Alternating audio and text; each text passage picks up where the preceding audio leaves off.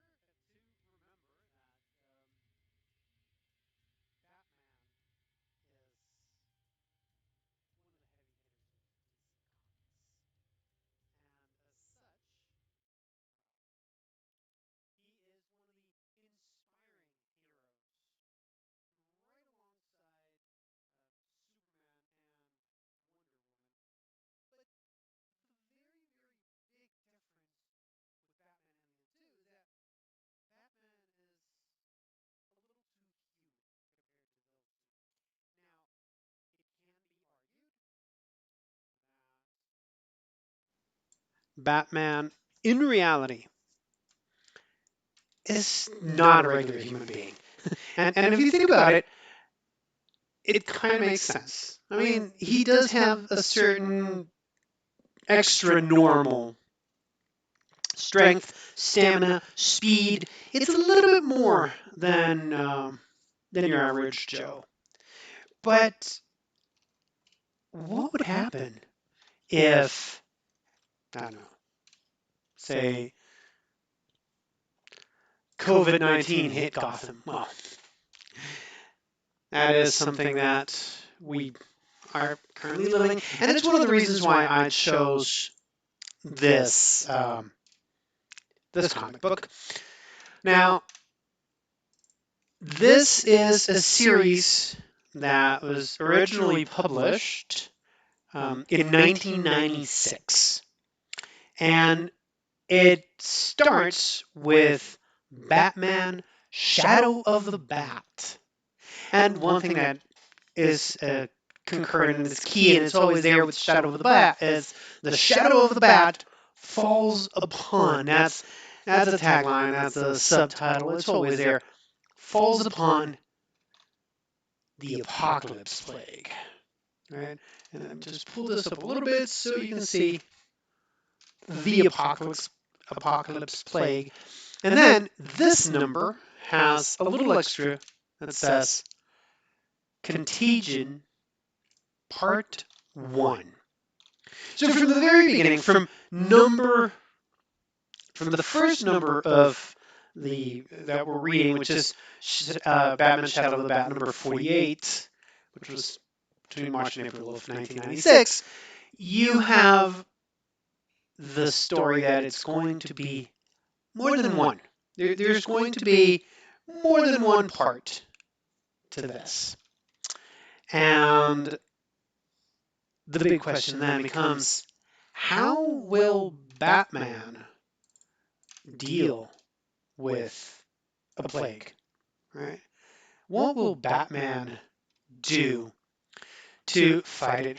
Now, the question always with plagues is, where did it come from? And now that with COVID-19, it's become only too apparent that, oh, bats were indeed involved. We just have to go to the very first panel of Shadow of the Bat, where you get this rather gruesome image where it says, and it reads, in case you can't really see it, it happened at the sanctum of the Order of Saint Dumas in Africa. Monsters! You wanted apocalypse? I'll give you apocalypse. And we can see the bleeding eyes, the spittle of blood all over the place, and it's kind of gross, kind of gruesome to see this image of the virus. Now you got to remember, at the time, mid 1990s, you had some very big events in the comics industry. The first one being the death of Superman. But not only is Superman dead at that point, there's also a new Batman in Gotham City, who was Jean-Paul Vallée, later known as Azrael, the Order of Saint Dumas, and that's where they come in. Now, this story takes place shortly after Bruce Wayne has recovered the use of his back, which had been broken by Bane, and he's taking up the mantle again. And it starts with Saint Dumas, and it starts in Africa. Now, you might not know this, you might not remember it, but in the mid 1990s, there was a movie called Outbreak that dealt pretty much with what would happen if an Ebola type virus came to America. And it was released in a small town, and there's this whole scenario. It's a great movie with Dustin Hoffman. That's the scare, right? And just to keep it on the kind of creepy side, Ebola viruses are a type of coronavirus. And let's get a shout out to Mateo, who is joining us and asking for shout outs. And yes, sir, it's indeed Nightfall, which will then go on to Night's Quest and all of that storyline that we're not going to be covering. But here, Ebola is a coronavirus. COVID-19 is a coronavirus. It is the same as the common flu, but Ebola is much, much more deadly. Now, there was this whole scare in the early 1990s, and that leads to this wonderful story that we have here, and we're going to have some really gruesome images, and here's the first one where we have, "Take him alive if you can, but be careful. Even the smallest exposure to the virus will infect you." And you see these guys, they're wearing hazmat suits beyond anything you can see today, and they're sort of metal and with the oxygen tanks in the back and kind of space suity, kind of like.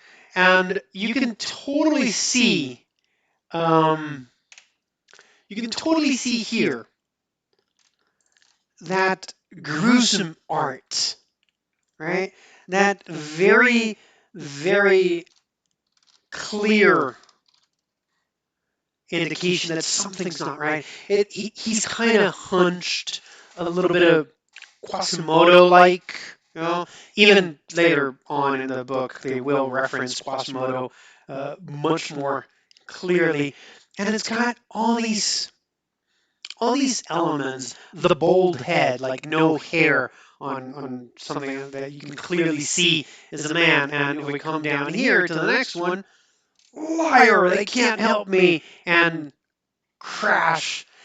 There's a very explicit image. Now, this is something that would not have happened under the Comic Code's authority.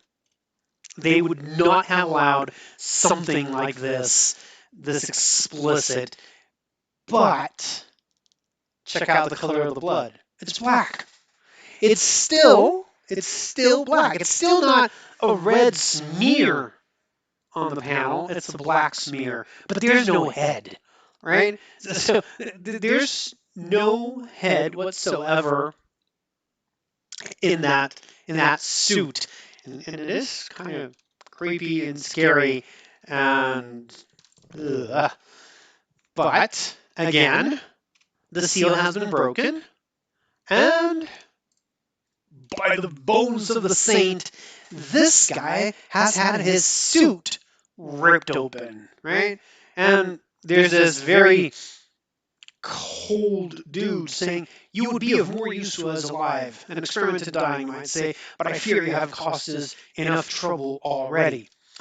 Well, those opening scenes right there, those opening scenes are setting the mood for the entire story. And Mateo's saying that it looks like Dark Knight Returns art. Yes, it has a little bit of that. It has a little bit of that, but it's different. it's a different style a little bit, because whether we want to acknowledge it or not, um, when Dark Knight Returns was out, the comics code was still a thing, right? Um, and there were still some things to be dealt with. Now, with this one, we're seeing a completely different story, and we have to remember that this is for a different age, and it's after. If you ever read Nightfall or Knight's Quest, you would have seen Jean-Paul Vallée with these incredibly long claws, like longer than Wolverine. And there's a little bit to say about that coincidence of Batman taking on a little bit of the Wolverine, um, Wolverine-esque claw. And it has to do with the X-Men TV show that was running in the 90s that made Wolverine one of the most popular characters out there. So we had to deal with that. Now, um, in Shadow of the Bat 48, which is the one we're talking about, which is the start of Contagion. We're being we're being told a different story. We're being told this secretive ancient order of Saint Dumas is taking over Gotham, or has released a virus in Gotham City, right? Um, which we will see in a little bit when the story progresses. But these first few images are a video that Azrael is actually showing Batman in the cave. So Bruce Wayne gets the information from Jean-Paul Vallée. He's getting all of his information from Jean-Paul, which calls into question a little bit, like, what does Jean-Paul gain from all this? And it's a little bit of atonement, because after the story of Nightfall, Jean-Paul pretty much lost it. He went crazy. He shot Robin, Tim, out of the Batcave, and a lot of bad things happened. So he's on a path to redeem himself. And part of that redemption comes from retaking the mantle of Azrael and becoming one of the good guys. Now, once the story moves forward, we have this lone traveler, one person flying on a private commercial jet into Gotham City. And the great thing about that whole story is when he comes into Gotham City, he comes in to an apartment building, a rich penthouse that is called Babylon Towers. And in Babylon Towers, there are hints here of this Mask of the Red Death story by Edgar Allan Poe. If you've never read the story or heard it, here's a very brief summary of Mask of the Red Death. It's in this medieval Renaissance town. Uh, the plague has come. The plague is called the Red Death, and it's killing everybody. Left and right, it doesn't matter if you're rich or poor, it's killing everybody. So the prince of the town decides that, you know what, screw the poor people. I'm going to lock myself up with my court and my nobles and all the rich folks in my kingdom, and we're going to stay out here, and the Red Death is going to stay out there, and we're going to be safe and wonderful. But then, lo and behold, of course, Mother Nature has a very, very different take on what the plague is actually going to do. And one day the prince throws this lavish party inside this castle, and for only the people who are living there. He throws a party, and then the Red Death shows up. The Red Death shows up, and lo and behold, everybody's dead. Everybody is killed by the Red Death, proving once more that there's nothing we can do if Mother Nature wants to take us, and it's decided that we want to be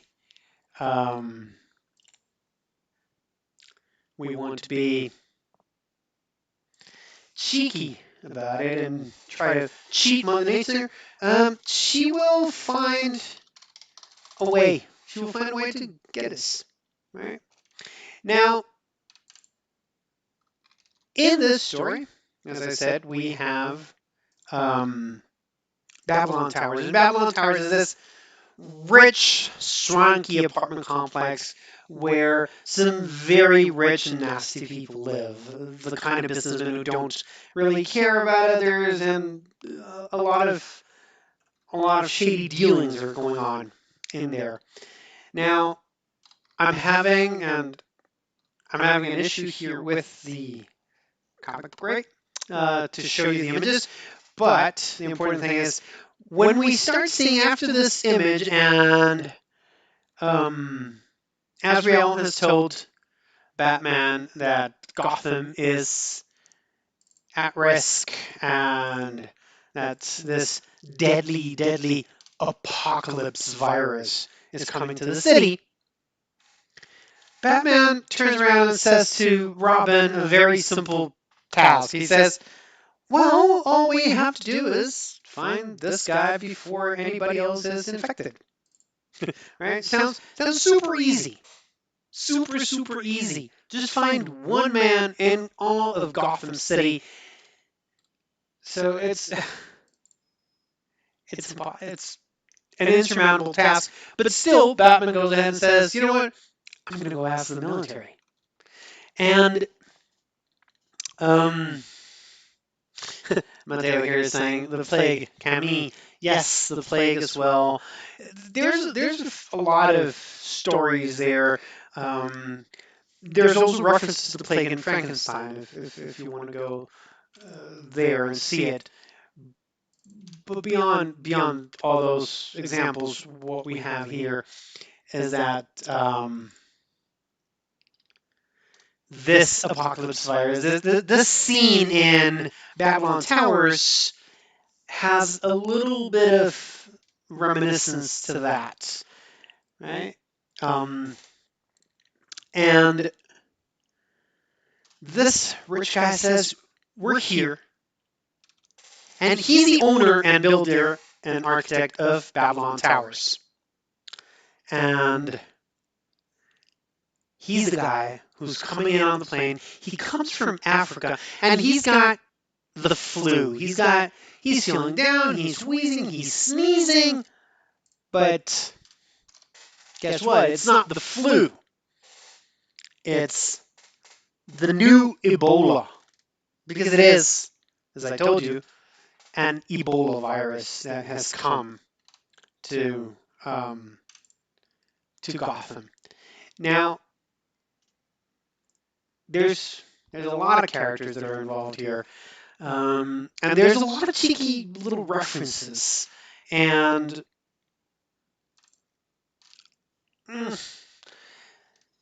things that if you're not on the lookout, you might not notice. For example, the fact that while Batman is out there looking, and he goes and finds that the military are indeed somehow involved and whatnot, Tim Drake, Robin, is looking for information about the virus, and then Alfred Pennyworth comes in with a cookie, of all things.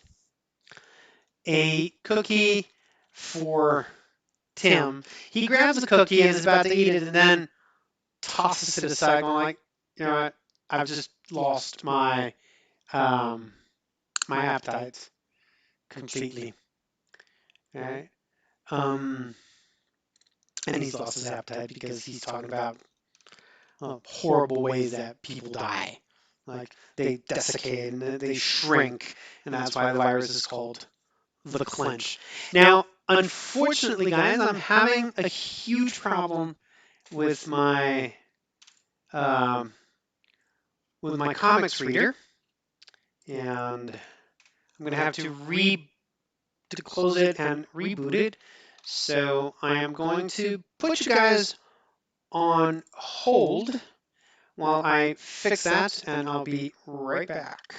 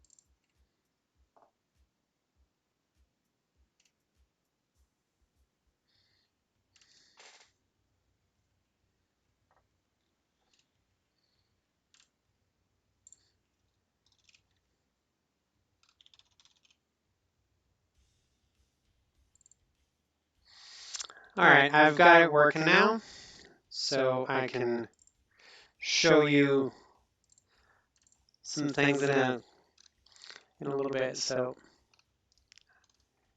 let's fade this out here. Okay, thank you. Let's kill the music. Now, as I was telling you in before, I just want to show you a little bit of the discussion that goes on in Babylon Towers. It's a wonderful thing. It's a wonderful world.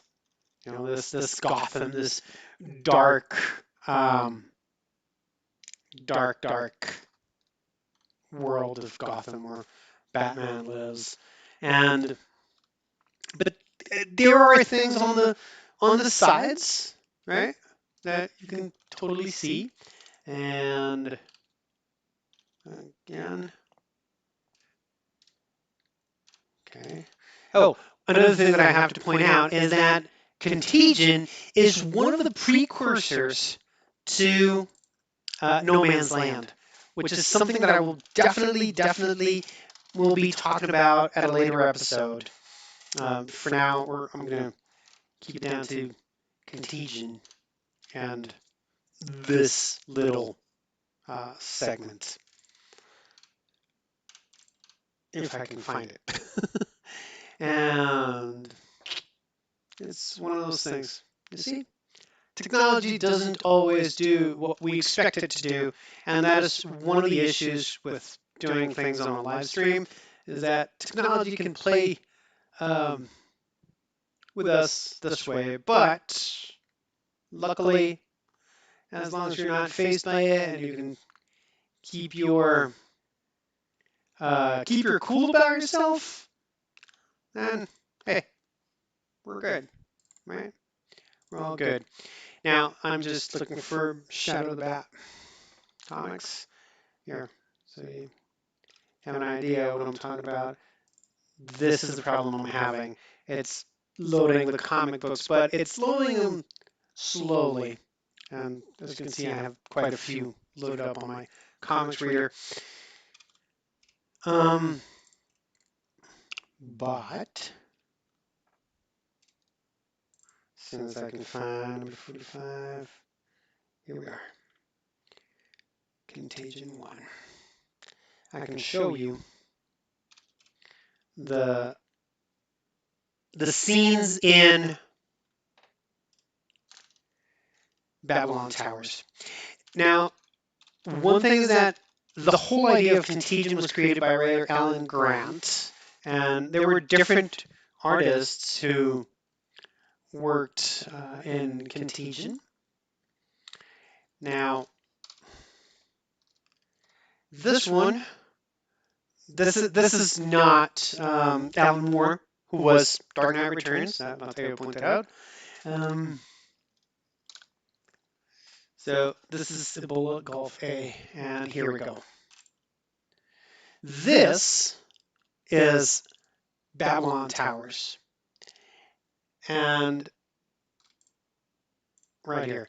Beautiful, isn't it, Palmoy? Babylon Towers, a city within a city, an enclave of luxury homes and offices served by its own mall, impregnable to envious eyes and criminal attentions. An island where those who can afford it can go from the cradle to the grave without ever once having to step outside.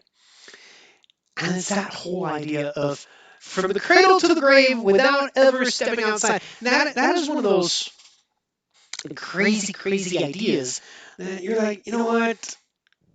I'm not sure I enjoy this. I like this. And the inking, the lines on this issue are incredible. Now, because you can see it's in the shadows, but at the same time, and this is a full page spread, that if you go down, you can see it kind of looks like a prison more than a luxury, more than a luxury building. It looks like a prison. And at the bottom, you have the smokestacks and the Gotham kind of smaller, dingier, and this little thing on the right-hand side. Sorry, Alan Moore wasn't Dark Knight Returns. It was Frank Miller. You're absolutely right. Frank Miller, Dave Mazzucchelli. That's Dark Knight Returns and Batman Year One. You're absolutely right. Now, this is Mr. Maris, the guy I was telling you about, the owner of Babylon Towers, who is going to say, you know what? I'm going to lock myself in my tower, and nobody, and I mean nobody, is going to come get me. Well, guess what? They will. They will come get you. Now, to address this,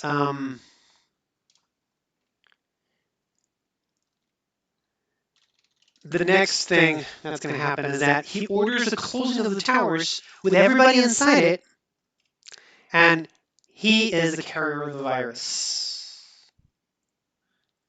So, which doesn't bode well, doesn't say good things about him. In this one, the writer was Alan Grant, the penciler was Vince Giorano, the anchor was Ray McCarthy, and different colorists. The letterer was Bill Oakley, and it was edited by Dennis O'Neill and Jordan B. Gorfinkel. It was published in 1996, as I have already told you. Now, there are some pretty amazing images, like Batman putting on a hazmat suit and deciding that the ears stay on. And here's a few of those weird things that only happened in the 90s. You have Batman better not take any chances. The ears stay. But this guy's putting on a hazmat suit, right? And with the hazmat suit on, he is sweating through the hazmat. The hazmat is drenched. So, right here, it's everything down to that detail of him going through the sprays that cleanse, which is what we have in the middle of the page here, but we see it as a mist, and then he is drenched. And when we're looking straight at him, we can see Batman's face, but when we're looking to the side, we can't. It's maintaining that that darker Batman persona that came about in the 1990s. Now, other things that will happen is, of course, and I'm just going over the story really quickly. The rich decide to lock themselves up in there, and there's this whole idea, and that is espoused here. If we try to run, we risk exposure to the virus. Drivers, pilots, customs agents, anyone might have it. In just a few days, the streets will be piled high with the dead and the dying. Order will break down. Chaos will reign. The streets of Gotham will be the streets of hell. And this is the picture of the streets of Gotham that he's painting for the other residents that are with him in Babylon Towers. But this is not actually happening. This is him imagining this outcome will be. And this is just to set up the scene. Now, what is Batman doing in the meantime? Well, unfortunately, he's trying to find the person. And once he finds the guy, he knows that they are locked up in Babylon Towers, right? And but here's a real kicker. He decides to kick everybody out, right?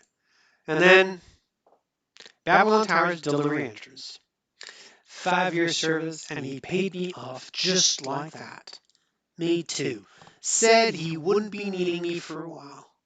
What's going on? And then this pilot who has just been with him on the plane, hence, he's also infected. I'm not complaining. I'm going to have a vacation with the wife and kids. Ep.2. And something as innocuous as a sneeze becomes the most, the deadliest weapon to hit Gotham so far. And, of course, there's this entire idea of the contagion coming out of Babylon Towers. Right?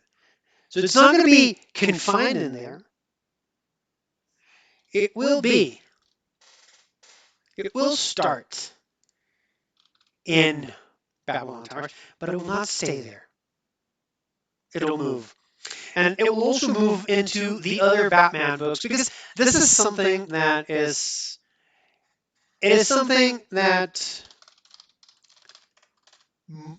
both Marvel and DC Comics have done throughout the years, and it's say, you know what, we want to get people reading more. But in the 90s, in the 1990s, with Superman and the Never-Ending Battle, DC Comics adopted this idea that the stories would move from one book into the next. And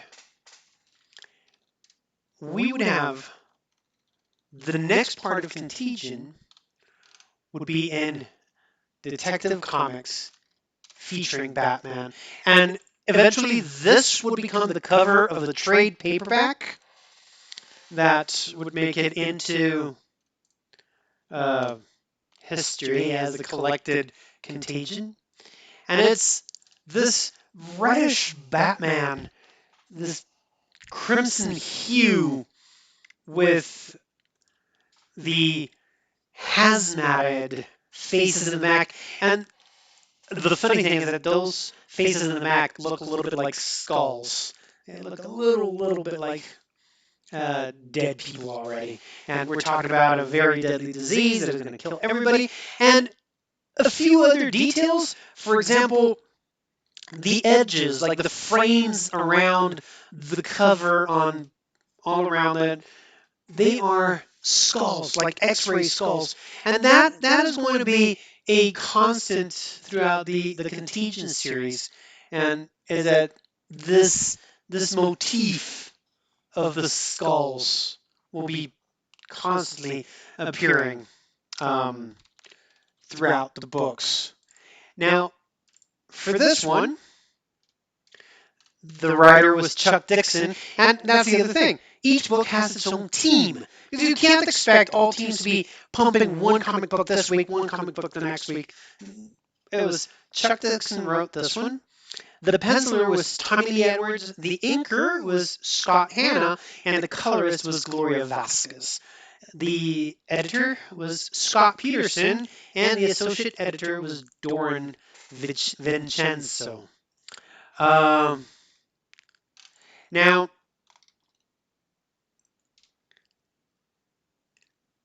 this one starts off in a very different place. This one starts off with Batman in the military in a military research facility, and he's hiding from the guards. He's trying to, and people are saying like, "Oh my God, who is locked up in there? Who would want to break into the bug house?" It's crazy, and they authorize deadly force, but of course it's Batman. He can come out, he doesn't get ill, but then we have this image, General Derwent. He was the head researcher for the apocalypse virus, and he's died. And what are the orders? Well, decontamination procedure, and this guy's saying like, I'm staying in the Q unit for the next 12 hours. If I don't show any symptoms, I'll enter scrub down. All right? And we're starting to see all of these measures and all of these things that are starting to fall apart around the containment of the virus. You know? Like, containment measures are not being the are not being as effective as they would have liked. And if that sounds familiar to any of the things that we're seeing on the news these days, well, don't be surprised because, well, containment of a virus, it means containing people, and containing people is very difficult. Now, a lot of the story will revolve around Gotham, Babylon Towers, right? And the first few hours of the containment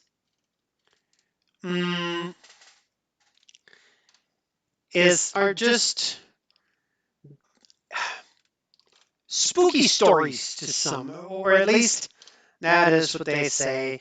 And it's reminiscent of what we're seeing in some of these freedom marches in around COVID-19. These are the rich guys in Babylon Towers. This damn plague you've got us all in an uproar about. We haven't heard anything on the television or radio about it. What the devil's gotten into you, Maris? Telling us this cock and bull story and getting us to seal the building. It's the, we don't believe you, there's no problem, you just want to keep us locked in here for some unknown reason. A story, is it? Just a children's story meant to get you shivering in your beds? Look at me and tell me it's a lie. Look into my eyes, your hands. You can see just barely on the side of the face that is lit up from the window the blood that's coming out of his eyes. So we know he's sick. And now Robin has seen him. And we have Batman going, you have a visual.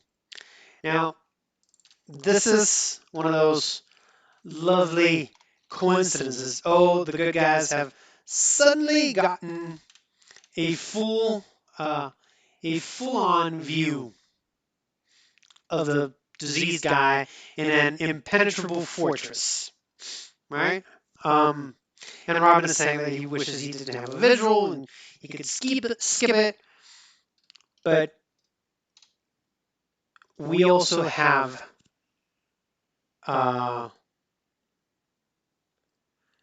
things happening outside, and the whole story starts to change. And then Oracle gets involved. And Oracle is Barbara Gordon, who has become this wheelchair-bound, um, super hacker. Nobody's better than her in the entire DC universe as a hacker. And then, of course, there's a solution. There's a sole survivor somewhere. And,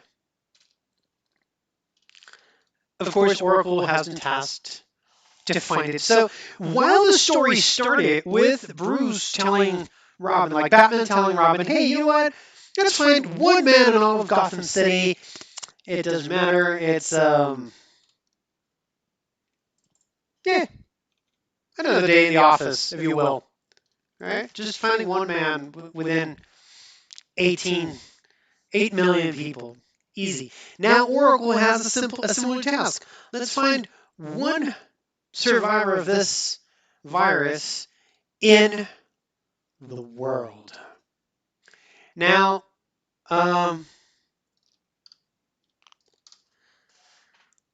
word starts to get out, and it reaches Babylon Tower, and everybody is dying inside of it already. And then they set out, and this is where the story gets complicated. It's like they're willing to pay $5 million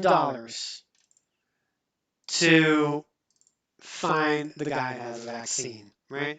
Uh, the guy who can save them. And of course, the people inside the towers, they're already going crazy. They seal themselves in with the disease, right? And they are trying to find it. And who should be interested in taking up that contract?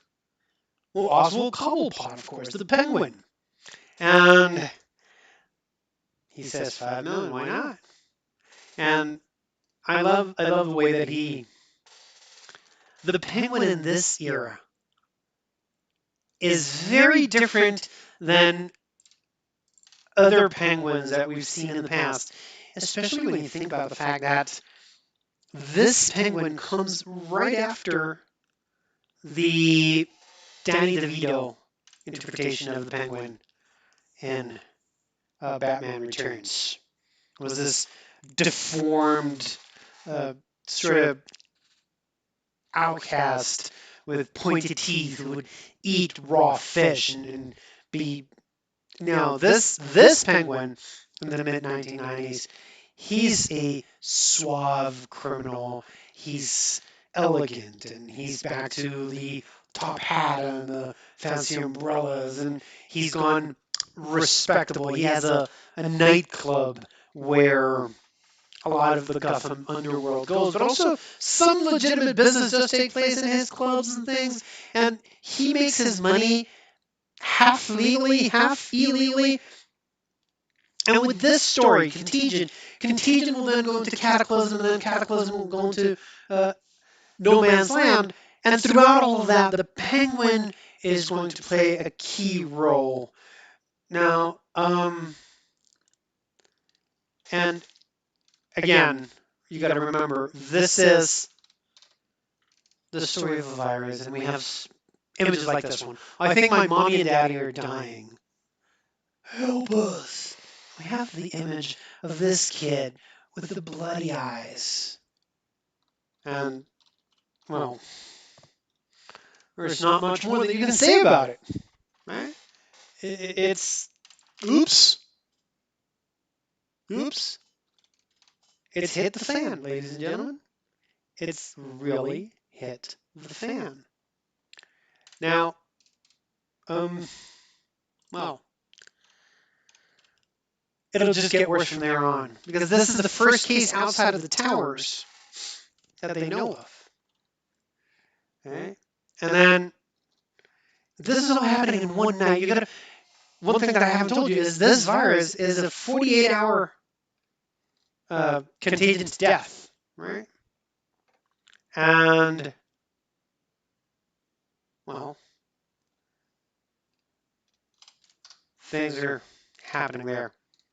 Now,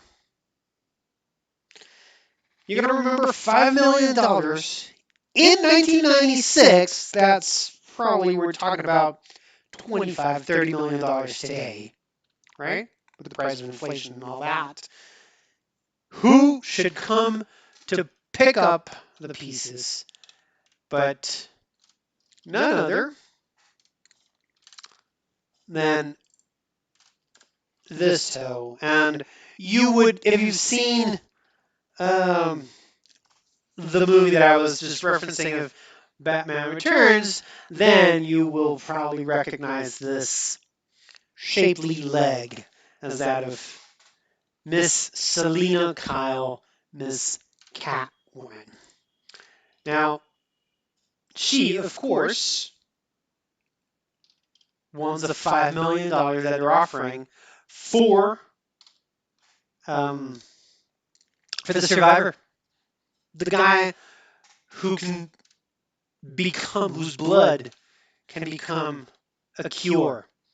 Now, the story moves on then to Robin number 27, and it goes from Shadow of the Bat to Detective Comics, and now to Robin. Robin number 27, as you can see, it is a fairly new, fairly new story in the overall scheme of things. And again, the border, the triangle with the contagion, and the skulls around the cover. And we have Dixon, Waringo, and Rock working on this one. And we've got Catwoman and Robin fighting it out, duking it out to find the survivor. Right? Now, Robin's story is aimed at a different public. While you have Batman working in Gotham City, the big dark city, you have Robin working in Gotham County, which is right outside of the city. That's where Wayne Manor is. And Wayne Manor, of course, being the house of Bruce Wayne, who happens to be the neighbor of Tim Drake, who is Robin, partially. So, or rather, Tim Drake happens to be the neighbor of Bruce Wayne. Um, and this guy is more involved in smaller crimes, smaller things, and the character cast is a little bit different, and his problems are a little bit different. He's a teenager. He goes to high school. He's in high school. And a part of the story is his girlfriend, his Russian girlfriend, or girlfriend of a Russian origin, who whose parents are dead, and she lives with her uncle Vari, stereotypical Russian immigrant family, and there's all this little daily life story mixed in there, but it's kind of tacked on. It is an undertone, an undercurrent that will go throughout the entire Robin series, but it doesn't really stay. It's not as well developed, as well integrated into the narrative as it should have been. That's one of the big criticisms that's been made of DC Comics, is that their character arcs, or that everyday world aspect of it, is not as well integrated, despite an amazing effort that they make to make their characters more human than others. Right? Which is the funny, and it's the irony of the thing that is always there. Right? Um, Now, one of the things that starts to happen is that everybody is off to play from the virus. And the real story here is not the virus itself, but how different groups of people deal with the virus.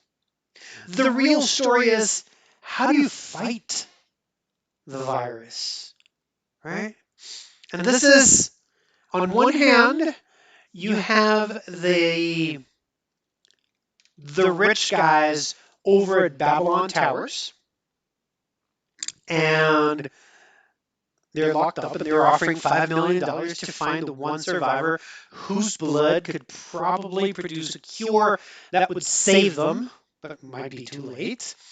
The other player is, or the other players in general, are the criminal underworld of Gotham City in the form of the Penguin and Catwoman and all those people who are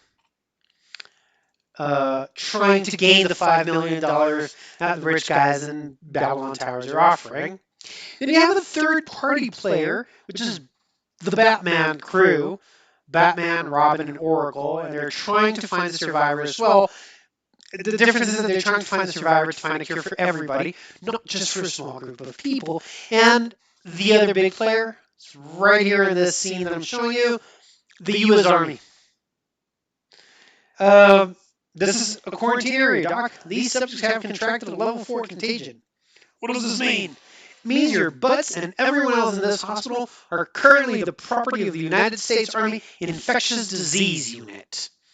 And if it doesn't surprise you that the U.S. Army has an infectious disease unit, well, you should ask yourself why that would be a thing. Now, we start seeing on the outside, we get the reporters, the people, everyday people are starting to get sick and die. And then we have Catwoman in a white outfit with Robin outside of this house, chasing down the survivor. More shenanigans ensue. But then we have Jean-Paul Vallée, Azrael, and the Order of Saint Dumas on the side, and they are involved in there in a way. Right? Now, the story starts to take a different turn. There's an additional issue, and it's that the mayor of Gotham City, Armand Kroll, is in a spiteful mood. He has removed James Gordon and named Sarah Gordon, his second wife, as commander, but then he removed Sarah Gordon from commissioner of Gotham Police, and he set up this no good two-bit police officer, which is Commissioner Howe, and he's just a clown. I mean, what can I say about him? Just look at the way he dressed. He's getting fitted for a uniform. You can tell he's tiny. I mean, just look at him standing on a chair to have his measurements taken, and the tailor reaches up to half of his back. He's not a tall man. He's tiny. And this is a pun. He's tiny in every sense of the word. He's absolutely, absolutely tiny. Now, he's getting a phone call from the governor, and the face. Oh my God, this is just priceless. When he realizes he's going to have to talk to the governor. So, he's just been told by the governor to shut down Gotham City. Something that he should have done from the start, but when Batman called him, not as Batman, but when Batman tried to tell him, hey, look, you have to close the city, you have to address this, there's a risk to public health. Well, he didn't do it. He totally failed to do it. And now they're in deep doo-doo, like some other places we know that have failed to live up to the warnings made by the people who should know. And in the meantime, we got Robin, Catwoman running around the world, and they find the survivor only to have somebody else catch the guy and take him. And that someone else, first, it's a bounty hunter, but then it's a quintessential 90s character, which is Jean Paul Vallée as Azrael. And his flaming sword and his big gauntlets and big shoulders and the spiky cape. This is the look that Batman had for a little while, which was pretty crappy for Batman. It doesn't suit Batman, but it fits Azrael beautifully. It just goes with the personality of the guy right there, right then and there. And if you see at the bottom, to be continued in Catwoman number 31. I don't know if you can see it there in the little screen, but it is there, and that's why we've gone through Shadow of the Bat, the Detective Comics, Robin. Now we're moving on to Catwoman. Very similar cover in terms of the elements of a fight between Robin and Catwoman. Catwoman on the white outfit on a snowy peak. Only that this time we have an army, like mercenaries on one side, and Azrael on another. And well, and this one is again written by Chuck Dixon, but this time it's drawn by Jim Ballant, and who was the uh, artist for Catwoman for a long time. This one was penciled by Bob Smith, inked by Buzz Setzer, and colored by Albert de Guzman. Editor Jordan B. Gorfinkel and Dennis O'Neil edited this one. Now,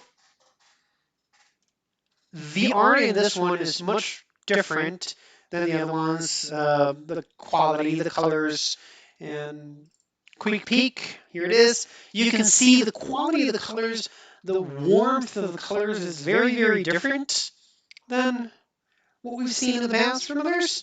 Now,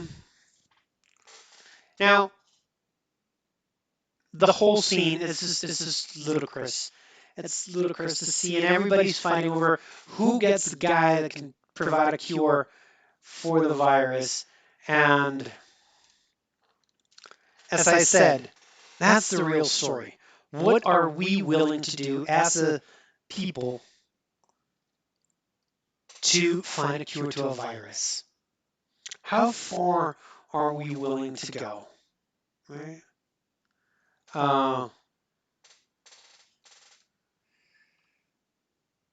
And here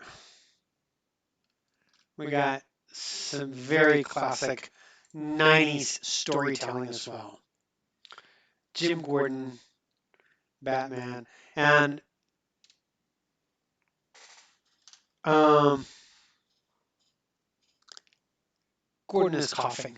He's going to end up quitting the cigarettes because it's when the whole campaign against smoking and tobacco took on a really big push, and he's retired. He's no longer the police commissioner, but still, there's nobody that Batman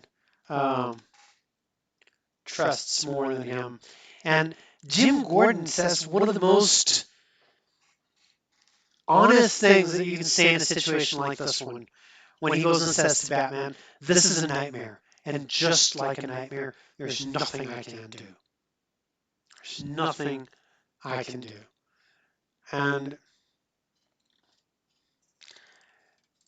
Batman is trying to get him reinstated as police commissioner, but Gordon won't have it. He says, I can't do anything. And it's that self-doubt of, am I doing the right thing? Am I doing the wrong thing? And in the meantime, this poor dude who is a geologist somewhere in the world is being fought over by Catwoman, Robin, Azrael, mercenaries, everybody trying to get $5 million. Now, um, he gets killed. The guy that has the cure inside his blood is killed. He's dead. And then Robin does the only sensible thing he can do. Ignore the fact that the guy they're trying to save is dead. That they needed to take this guy alive to create an antidote. And what does he do? He takes some of the still warm blood from the dead corpse and says it might be enough to create a vaccine, but there are no existing specimens of Ebola Gulf A, which is the other component, is the virus itself, the one that they're trying to fight. And just very casually, he says, like, did he say anything? Nothing. And the drawing is him just packing out the sample he just took and getting ready to go out. And now we have Alfred Pennyworth piloting a jet. And Robin, who has not been in Gotham because he's been tracking this guy halfway around the world, calls Batman and tells us that the guy they were trying to save is dead, but that he has 100 cc's of blood, right? And then Batman takes the opportunity to give us a little bit of exposition text. It's a little bit of that, whatchamacallit, putting us in on the know, right? And it says that he sent Azrael to help him because it was really difficult and he knew it. And then he says that the outbreak has hit the media, the governor has sealed the city off, and then we have Robin saying, you didn't have too much faith in me. You called Jean Paul in to back me up. I thought that was a mistake you wouldn't make twice. And I was out of options, but don't worry. We have allies in Gotham you're more comfortable with. And in this image, we have Nightwing, which is none other than Dick Grayson, the original Boy Wonder, standing in the background in a very dark and menacing way. Now we have Catwoman and Azrael working together, right? And in the meantime, Renee Montoya and Harvey Bullock, two police detectives, find the next dead body. Now, I'm going to skip the next book, a couple of books. The next one is Azrael, and to be perfectly honest, I don't like the stories in Azrael, so I do not read them. I do not have them, so I can't show you the story in Azrael, but I can tell you what comes out of it. And in that one, well, they're all still trying to find the cure and trying to save Gotham, but the situation is starting to get worse and worse for everything. And we have another cover. This was the alternate cover for the trade paperback. This is Batman 529 by Monch, Jones, and Beatty. Again, we have the frame around, which is the Contagion mark. This is number 6 in the series of the Contagion, part 6. But this time we have death behind a very shouty Batman who is right about desperate and done for it. And with that, I'm going to leave it here for now because we still have a couple more issues to cover. We have the full Contagion story is 9 parts, and we've covered 4 and skipped one, which is Azrael. But for today, I'm going to leave it at parts 5 to the beginning. Next Tuesday, which will be episode 3 of Let's Talk Comics, I will be coming back to finish the remaining books of the series. Now, this is where things start getting complicated for Batman. And just to leave you guys with a little something, I'm going to share the look of Batman in this story. It is a total return after Jean-Paul Valley's very mechanical suit. We have a return to a much darker, more organic, animal-like costume and outfit. Here he is right now. And part 6 is called Tears of Blood. He's saying the stakes are huge, apocalypse itself, threatened by an enemy too small to see. He's saying mess in the city, roadblocks and panic, the airport is closed. That might ring a bell to some of us today. I don't know, guys. What do you think? So, thank you for sticking with me, guys, for this a little bit over an hour because we have that inconvenience in the middle at the start with the comic book reader and I couldn't show you some of the images. Now, you got to remember that I do not own any of the material, so I can't show you the full thing because I would be in violation of DC Comics copyright. I can only do little snippets, bits and pieces for it to be considered a fair use of the comic that I am covering. Now, if you have any comments or questions, please put them in the comments of the video. I will be looking through them. I will be addressing them on the next episode of Let's Talk Comics on Tuesday. Because we are going to be running Tuesdays and Thursdays for now. We're testing out some of the hours and days to see how it goes. And if you guys enjoy it, if you're enjoying the show, be sure to subscribe to the channel and hit the little bell next to it to be notified whenever I'm online and streaming. But for now, this has been Dadderkid, guys, and I'm out.